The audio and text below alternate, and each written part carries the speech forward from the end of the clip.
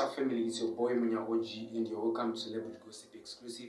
If it is your first time to come across this channel, please don't forget to subscribe, like, and share. Amanama streets is social media, as safe, you are not okopora. Panitungu is not gonna panic. Basa is so to this very important. But I have social media to know peace, about social media to know Batotanga Korea. Sky in any monos is what in Dini Wani, Mufesi, Zimbabwe, and Mako, Dargava cards. Didn't know quite Yanya, twice to make it Muma streets is social media. So there's this issue and actually needs some streets social media. Wiki at a pin there, wiki at Tiri.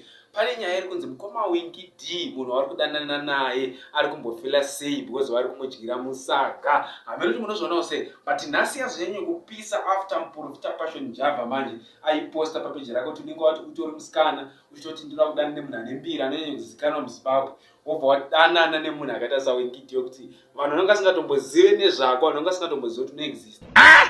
You be mumu. You think say they wise. You are a mumu man.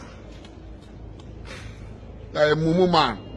Anonga sina tomboziva kuti uriko zvako hamana pakaipa hamene kuti muporofita wanyanya kudhipisa here kana kutaura chokwadi but nyaya ndakatomboiona paIG ndakaiona pakawanda nyaya iri kunetsa singaiti kuti mukoma wangidhinga wangotibudisirawo kuti munhu wawakamboita sei ende why vasiri kumubudisa ende iye munhu wacharofilawo sei kuti kudyirwa musaga boy here. The voice is now yours in the comment section. Don't forget to tell me what you think. My views and my opinions akatikoshera singaite pa channel inoi. We love you all. Please don't forget to subscribe.